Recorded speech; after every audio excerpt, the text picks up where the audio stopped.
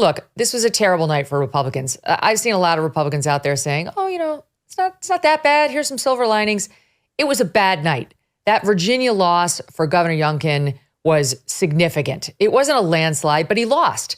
Not only did he not gain control in the Virginia Senate, he lost the Virginia House.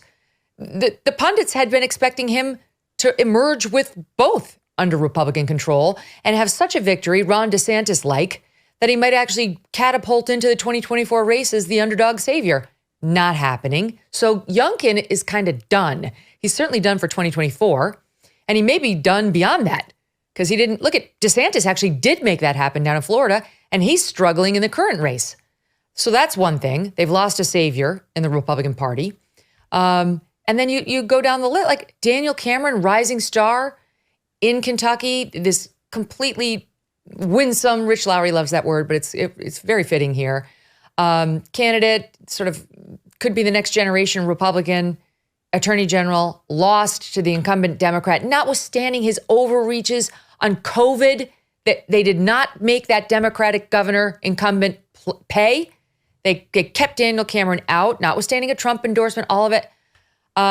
Even the Bridgeport mayor race, which we've been following here, where the cheater, the alleged cheater, who stuffed the absentee ballot boxes, or at least some Democratic operatives did, to the point where a court said, we can't accept you as the Democratic nominee. It certainly appears you've cheated, but it's too late to stop you from being the Democratic nominee on the general election ballot. He was losing last night to his Democratic opponent, who had seemed to win the primary fair and square until the other guy or his supporters cheated with the absentee ballots. And guess what happened? Late at night, the absentee ballots came in again and once again put the alleged cheater over the top for the second time. It's like, I have no faith in our electoral system, and I have no faith in the Republican Party to turn any of this around. I have no faith in Republicans to come up with a winning message in the wake of Dobbs, which overturned Roe versus Wade, which continues to haunt them at every single election. So I feel not optimistic today. Back to, I want to puke. How about you guys? Well, first of all, Megyn, I moved out of Connecticut so I would never have to think about Bridgeport again. So that is largely why I'm in Texas in the first place. But, you look at this across the board, you're right. Obviously not a good night for Republicans. The problems were sort of different, I think, in all of these scenarios. I mean, in Kentucky, Beshear's just oddly pretty popular there. He has really good numbers going into a reelection, even in a state that obviously is red, and Joe Biden has no real chance of winning when it comes to 2024. Wait a minute, though. You can't dismiss abortion in Kentucky. No, I'm not dismissing it. I mean, I think, look, abortion is, I focus more on that on the Ohio explanation, I think. But yes, there too. But it was big in Kentucky. Big. It was. The incumbent ran trying to say Daniel Cameron is an extremist. Daniel Cameron, rising star, who I just mentioned, ran and said, I will support the law allowing no abortions, even for, and no exceptions on the ban, even for rape or incest. So that turned out to be a massive loser. I think we've got the ad that Beshear, the governor, the incumbent governor, ran on over and over and over in Kentucky from this young woman who had survived a rape by a stepfather and found herself pregnant. Watch this. I was raped by my stepfather after years of sexual abuse. I was 12. Anyone who believes there should be no exceptions for rape and incest could never understand what it's like to stand in my shoes. This is to you, Daniel Cameron. To tell a 12-year-old girl she must have the baby of her stepfather who raped her is unthinkable. I'm speaking out because women and girls need to have options. Daniel Cameron would give us none. That is devastating. And she was thanked by the Democratic incumbent governor, Beshear, in his victory speech. The Republican Party, I understand, it's a pro-life party. They are too extreme for the voters. That's irrespective of how any of us may feel on the life choice issue. They are too extreme for the voters, even in states like Kentucky. And they're going to keep losing unless they come to that realization. This is going to be a gradual fight that they're going to have to win bit by bit. They cannot win by saying no abortions and no exceptions. It's a fucking loser. Sorry. Keep going, Stu. No, I mean, look, I think you have some valid points there. When it comes to politics, this isn't necessarily the most popular issue. But I mean, I'll give you the example of Virginia is an interesting one in that they ran there on a 15-week ban. A 15-week ban is pretty popular, actually, when you poll it. It's a thing that is approved by over 2/3 of voters when you look at that as an individual thing. Okay, but there, I'm sorry to keep interrupting you. There either. No, it's okay. I'm going to give you back the floor, and we're going to bring Dave in too. Mm-hmm. But there, it was a different problem. Yes, there they said, Youngkin said, we're going to lean into the 15-week ban. For once, you had a Republican who said, I see this coming at me. I saw what happened in 2022 post-Dobbs.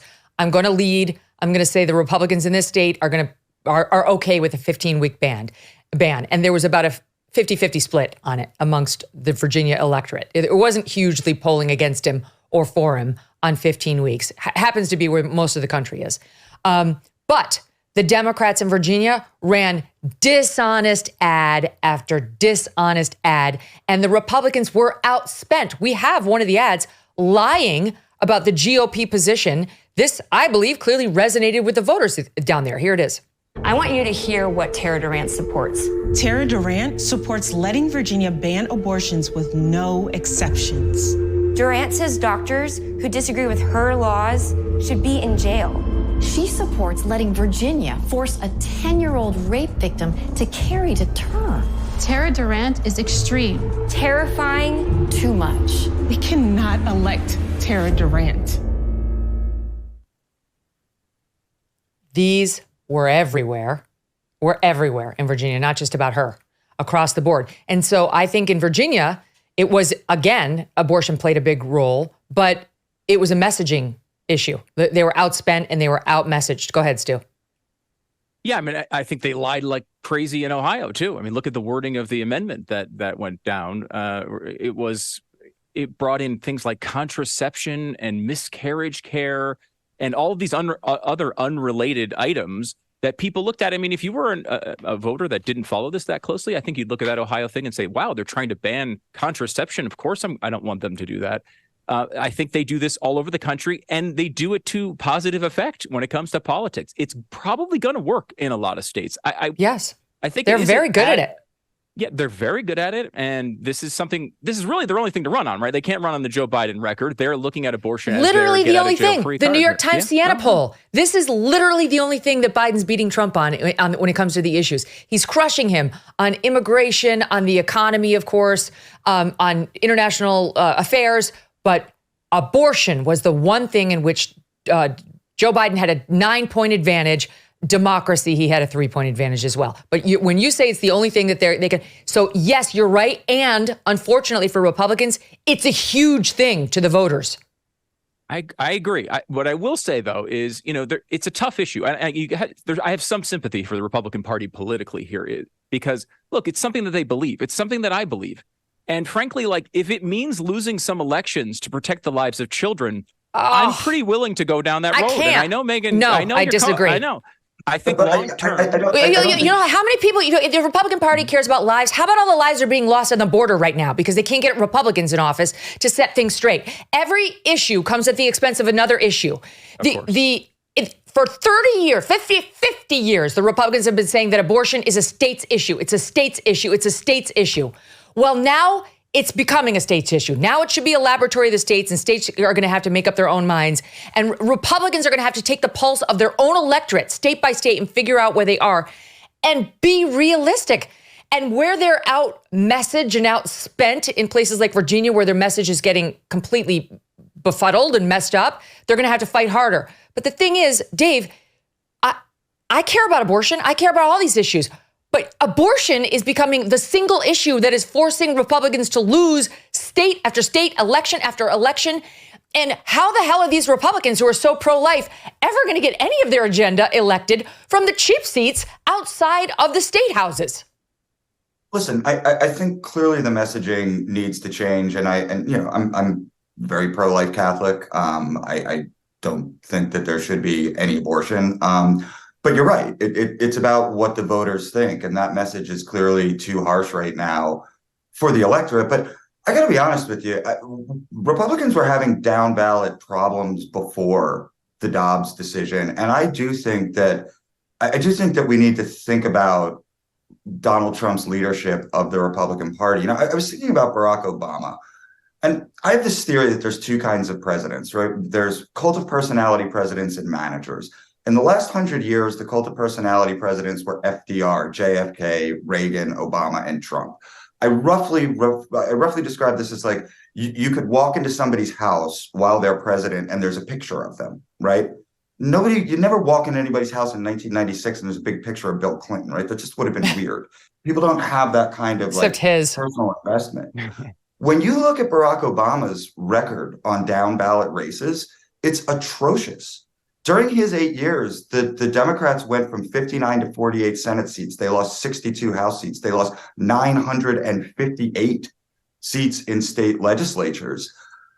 And I don't have the complete explanation for it, but Donald Trump, as the head of the Republican Party, seems to have a similar problem where there are these people who love him. They'll go out and vote for him, but it doesn't seem to result in down ballot victories. And it's something that the GOP is going to have to deal with, because even if he manages to win in 2024 without the Senate, without the House, without these state legislatures, it's really not going to matter. So that's got to get figured out. It's a problem.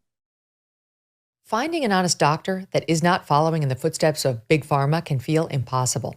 That's why millions of men and women have turned to one Texas doctor and the 7 reasons he says anyone over the age of 50 should be drinking this one thing. It's not milk or another calcium-rich drink. It is a unique protein that naturally declines with age and can significantly increase bone strength and soothe joint pain. He says it can minimize wrinkles and cellulite, enhance hair follicle thickness, and can even reverse nail damage, with users reporting results in as little as 2 weeks. This Texas doctor is offering Megyn Kelly viewers up to 45% off his bone, joint, and ligament restoring formula at nativepath.sale/MK. nativepath.sale/MK. It has thousands of 5-star reviews and over 4 million jars sold. People are into this thing. Every order comes with a 365-day money-back guarantee, so there's no risk to try it today. Megyn Kelly viewers can visit nativepath.sale/MK to get up to 45% off while supplies last. Hey, thanks so much for watching. If you like what you just saw, hit the subscribe button for more clips and full episodes.